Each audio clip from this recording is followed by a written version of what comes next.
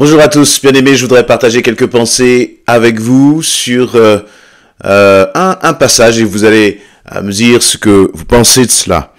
Nombre chapitre 4, donc Nombre chapitre 4, nous sommes au temps où Dieu donne des instructions à Moïse, pour que vous ayez un peu le contexte, donne des instructions à Moïse pour la construction du tabernacle avec l'arche de l'alliance, donc un coffre qui va être fabriqué en fonction des instructions précises que Dieu va donner à Moïse. Vous voyez, donc imaginez un coffre qui faisait à peu près, je crois, 1,30 m de long, 80 cm de hauteur, 80 cm de largeur, 81 cm de largeur, 80 cm de hauteur, avec ciselés d'or, avec au-dessus de ce coffre, comme les chérubins, 2 chérubins avec les ailes là qui les couvrent. Et de chaque côté de ce coffre se trouvaient des anneaux pour pouvoir le transporter lorsque le peuple d'Israël, devait bouger lorsqu'il était dans le désert, sorti d'Égypte et qu'il était traversé le désert pour aller dans la terre promise. Il y avait cette arche de l'alliance qui devait être transportée. Et nous arrivons donc là dans Nombre chapitre 4 où l'Éternel va dire ceci à partir du verset 1. L'Éternel parla à Moïse et à Aaron et dit: fais le recensement des descendants de Kehath, d'entre les fils de Lévi, selon leurs familles et leurs groupes familiaux, depuis l'âge de 30 ans jusqu'à celui de 50 ans, c'est-à-dire de tous ceux qui seront recrutés pour accomplir quelques tâches dans la tente de la rencontre. Voici, écoutez bien, quelle est la tâche des Kéhathites dans la tente de la rencontre. Ils auront la responsabilité des objets très saints.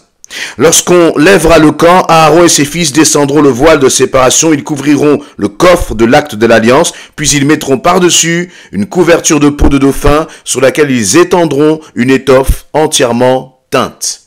Donc je résume, Dieu donne à Moïse et à Aaron les instructions, et puis il leur dit, tu vas voir là parmi la tribu de Lévite, je te vas donner à chacun un rôle particulier. Chacun des descendants des fils de Lévite, tu vas leur donner des responsabilités particulières. Et il y avait donc ce fils-là, Kehath, qui a donné la tribu finalement des Kéhathites, et il va leur dire, les Kéhathites auront une responsabilité particulière. Leur responsabilité, il nous est dit, ce sera, verset 4, voici quelle est la tâche des Kéhathites dans la tente de la rencontre. Ils auront la responsabilité des objets très saints. C'est bon quand le Seigneur nous appelle. C'est bon lorsque le Seigneur nous appelle à son service. C'est bon lorsque le Seigneur te choisit pour t'investir pour son royaume. T'investir pour travailler, pour œuvrer pour lui. Quelle grâce, quel privilège de mettre sa vie à disposition pour le roi des rois et le seigneur des seigneurs. Et ce privilège-là n'est pas que pour quelques personnes, n'est pas pour une sorte d'élite dans le peuple de Dieu, mais nous sommes tous appelés à servir, avec des missions différentes, avec des rôles différents, et d'ailleurs peut-être même un certain rôle pendant un certain moment de ta vie, et puis le Seigneur peut t'appeler à autre chose, à un autre moment de ta vie. Il peut y avoir différentes saisons dans le service. Et c'est ça toute la dimension du corps de Christ. Il n'y a qu'une seule tête, c'est Jésus-Christ. Et donc, tu peux œuvrer en tant que pasteur, tu peux œuvrer dans la louange, tu peux œuvrer, servir dans le ménage, tu peux œuvrer à l'accueil, tu peux œuvrer auprès des enfants, tu peux œuvrer dans toutes sortes de services. Mais je crois qu'il y a une chose qui est commune à tous ces services, parce que c'est l'Éternel que nous servons, c'est que nous avons besoin de réaliser à quel point ce service, dans lequel tu es engagé, il est saint. Il est saint. Et les Kéhathites, il nous était dit qu'ils avaient la responsabilité des objets très saints. Qu'est-ce que cela signifie? Lorsque l'arche de l'alliance devait bouger, lorsque le tabernacle devait bouger, lorsque cette tente devait bouger, chacun avait une responsabilité bien précise. Et les Kéhathites, eux, ils devaient prendre tous les objets qui étaient saints, dans la tente, et puis il devait, donc dans le tabernacle, et puis il devait s'occuper de les bouger, mais d'une façon très précise, très précautionneuse. Et au verset 15, il nous est dit, quand Aaron et ses fils auront fini de couvrir le sanctuaire et tous ses ustensiles, au moment du départ du camp, les Kéhathites viendront pour les transporter.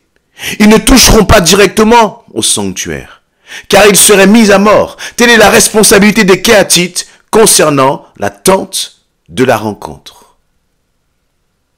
J'étais en train de lire ce passage, que j'ai lu déjà un nombre de fois, important, et ça ne m'avait jamais interpellé.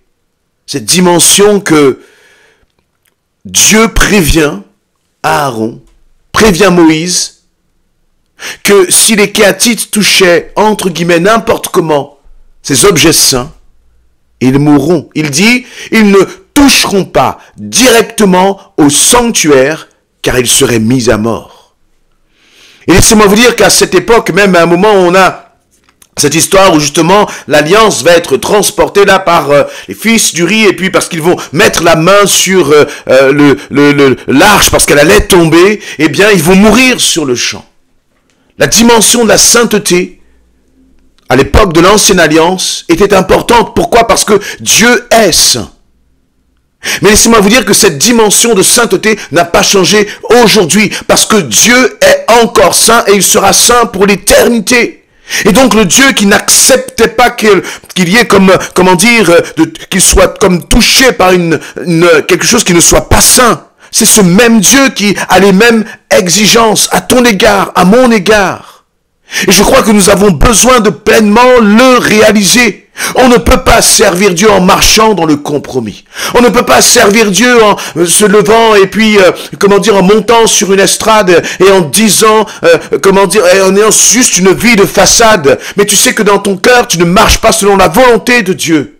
Et je ne parle pas simplement là d'une estrade, mais je parle de tout service qui est apporté à l'Éternel. Devant Dieu, il est important de mettre sa vie en règle avec lui. Dieu ne veut pas que nous soyons là à chanter de belles paroles, sans que ces paroles soient une réalité dans nos vies. Pourquoi? Parce que Dieu est un Dieu saint. Et il avait prévenu le peuple d'Israël.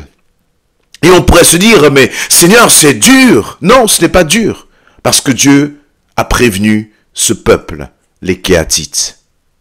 Et servir Dieu, c'est être responsable aussi de son intimité avec Christ, de sa vie spirituelle. Servir Dieu, c'est pas, voyez, du boum badaboum, et puis il y a beaucoup de matu-vu, beaucoup d'apparence. Non. Servir Dieu, c'est dans la sainteté. Je ne dis pas qu'il y a une dimension de perfection, mais je dis qu'on ne peut pas se moquer de Dieu. On doit prendre ces choses-là au sérieux. Au sérieux. Parce qu'on réalise on réalise qui est le Dieu que nous servons.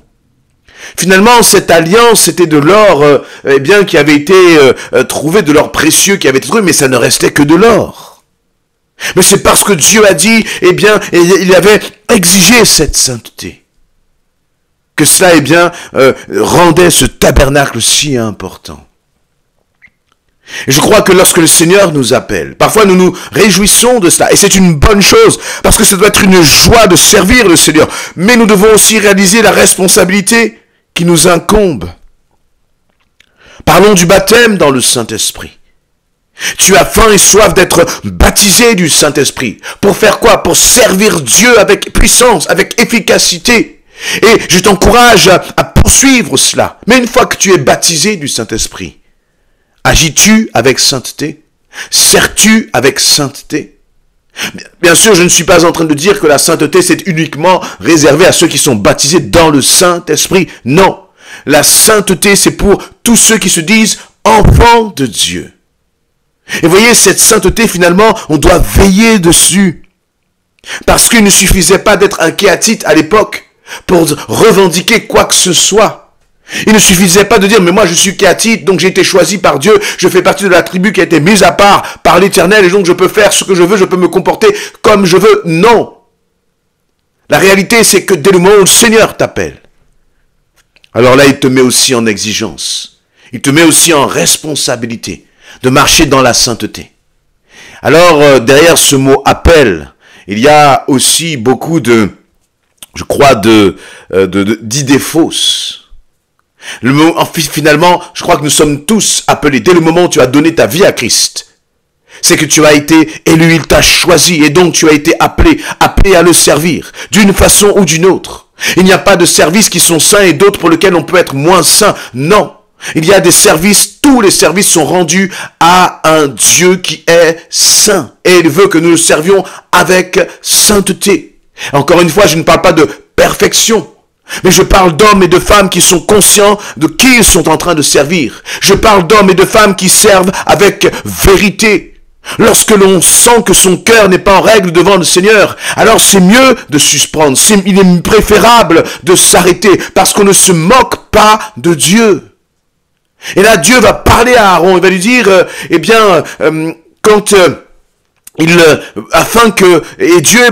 avait, il prenait soin de son peuple, il prenait soin de ses Kéatites.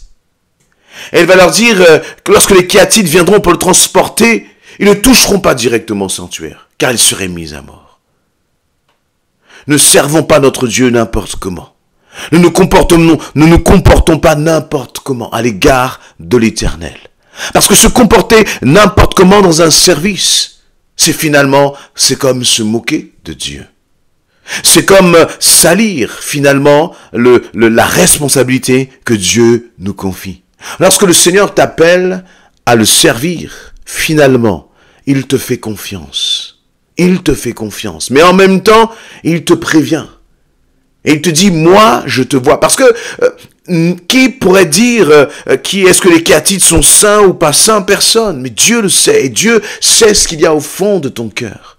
Et dans ces situations-là, dans ce cas-là, il est préférable de se retirer pour se poser devant le Seigneur, pour s'humilier devant lui, pour recevoir son pardon, pour se repentir, mettre sa vie en règle devant Dieu, pour à nouveau servir avec joie, parce que Dieu est un Dieu saint. Et Dieu va dire, telle est la responsabilité des Kéatites concernant la table de la rencontre. Et j'aime cette expression, la table de la rencontre. Lorsque tu sers Dieu, eh bien tu es toujours à la rencontre de l'Éternel. Tu es toujours à la rencontre de Dieu. Lorsque tu sers Dieu, c'est comme si tu t'assis à sa table. Et Dieu ne laissera pas excusez-moi l'expression, des malhonnêtes s'asseoir à sa table. Dieu ne laissera pas des trompeurs s'asseoir à sa table. Mais à un moment ou à un autre, eh bien, il va te parler.